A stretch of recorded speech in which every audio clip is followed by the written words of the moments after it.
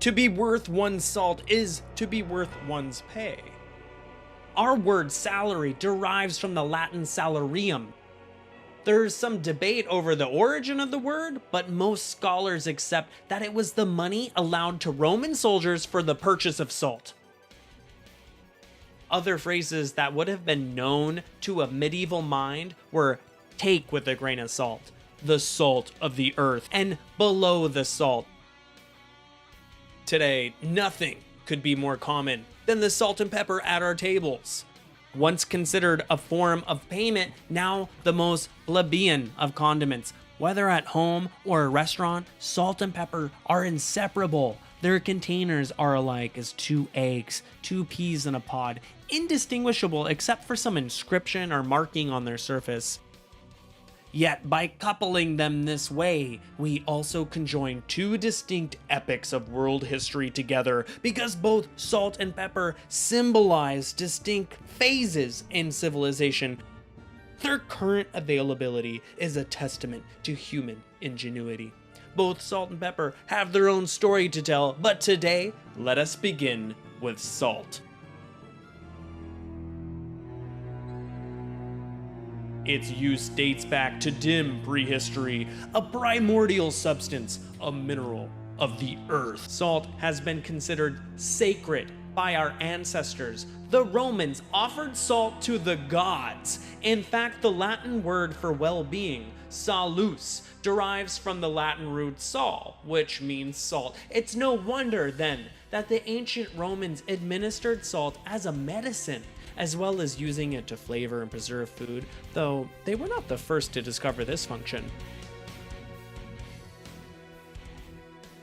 The Egyptians were perhaps the first to realize the preservation possibilities of salt. Sodium draws the bacteria causing moisture out of foods, drying them and making it possible to store meat without refrigeration for extended periods of time. Delicacies like our modern day Parma ham, gravlax, bresaola, bacala are all the result of salt curing. But back in the day, this type of preservation wasn't limited to meat. Mummies were packed in salt too. In fact, when mummies were shipped down the Nile as cargo, they were taxed in the salted meat bracket.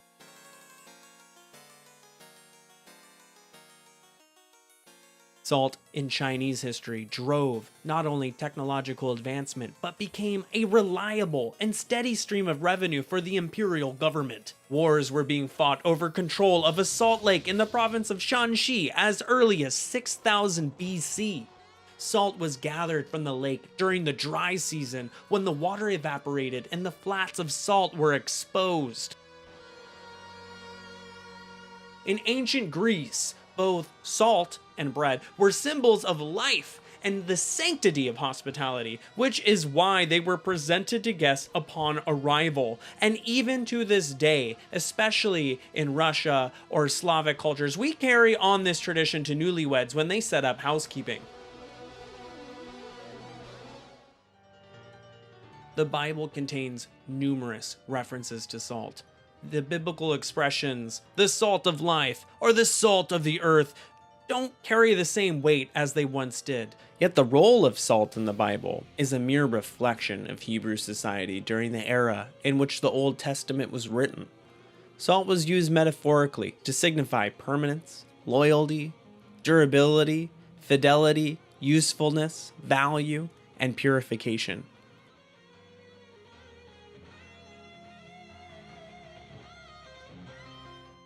It may well seem strange to us that the youngest daughter in the fairy tale should compare her love for her father to her love for salt. The best foods do not please me without salt, therefore I love my father like salt.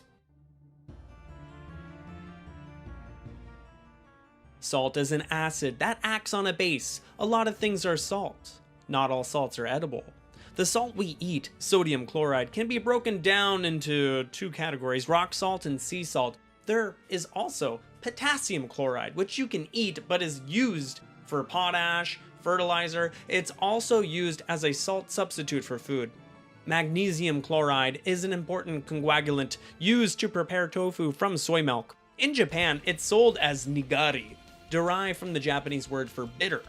Nigari is the white powder produced from seawater after sodium chloride has been removed and the water's been evaporated. Additionally, there are various grades to the refinements of salts in general. The largest use for salt in the United States is for de-icing roads, and that would be the cheapest salt. You don't even have to clean it, just crush it and use it. Pharmaceutical salt, on the other hand, has to be highly refined and pure. Over 50% of all drug molecules used in medicine exist as salts. Sodium chloride, aka salt, is essential for human life, and until the invention of canning and refrigeration was the primary method of preservation of food. Not surprisingly, it has long been considered valuable. So valuable, in fact, that wars were being financed with salt, and wars have been fought over salt. Salt was fought during the American Revolution. As a necessity of life, not only do humans need salt, but so do livestock. So if you have an army, horses do, large supplies of it. In the Civil War, salt was a very important issue. The North produced a lot of salt, thus the South relied on Cheshire salt from Britain. Naval blockades were set up against the British, and the South soon became desperate for salt, not only for their army, but for people's daily lives. The French Revolution was intertwined with salt. There are many reasons for the French Revolution, but the unfair taxes and financial burden imposed upon the lower middle classes and peasants was a main facet of the general population's discontent. Salt created and destroyed empires. The salt mines of Poland led to a vast kingdom in the 16th century, only to be demolished when the Germans brought in sea salt, which most of the world considered superior to rock salt. In medieval Italy, Venice fought and won a war with Genoa over salt and other spices. During India's independence movement, Mohandas Gandhi organized the Salt Satyagraha protest to demonstrate against the British salt tax.